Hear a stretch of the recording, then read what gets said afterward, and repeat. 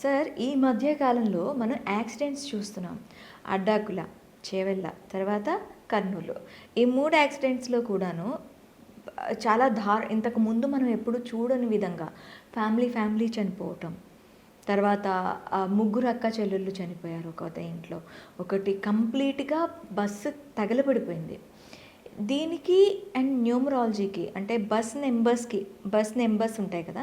ఆ నెంబర్స్‌కి ఏమైనా ఉంటుందా? న్యూమరాలజీకిను ఈ యాక్సిడెంట్స్‌కి సంబంధం ఉంటుందా? 100% అండి. మనము ఒక వెహికల్ యాక్సిడెంట్‌కి గురవుతుందంటే, ఆ వెహికల్ యొక్క నంబర్ ఫ్రీక్వెన్సీ అనేది చాలా చాలా ఇంపార్టెంట్. మీరు ఓన్లీ మన రాష్ట్రంలోనే కానివ్వండి, వరల్డ్ వైడ్‌గా మేజర్ యాక్సిడెంట్లు జరిగిన వెహికల్ నంబర్స్‌ని గనక గుర్తిస్తే కొన్ని నెగెటివ్ ప్యాటర్న్ నంబర్స్ ఉంటాయండి. కాబట్టి మనం ఒక వెహికల్ కొనేటప్పుడు ఈ నెగెటివ్ నంబర్స్ లేకుండా గనక అవాయిడ్ చేయగలిగితే మనం యాక్సిడెంట్‌ని కొంత అవాయిడ్ చేయొచ్చు. మన వెహికల్ నెంబర్ పాజిటివ్గా ఉన్నప్పుడు నెగిటివ్ వెహికల్ మనకు ఆపోజిట్గా ఉన్నప్పుడు దాన్ని మనం ఏం చేయలేం.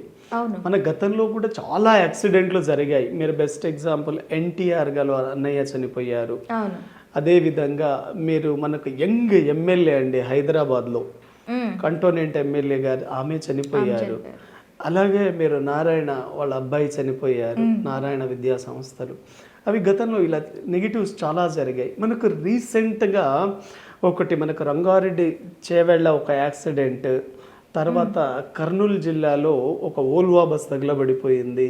ప్లస్ మనకు ఈ కర్నూలు హైవే అక్కడ అడ్డాకుల దగ్గర ఒక బస్సు జబ్బా ట్రావెల్స్ మొత్తం కాలిపోయింది.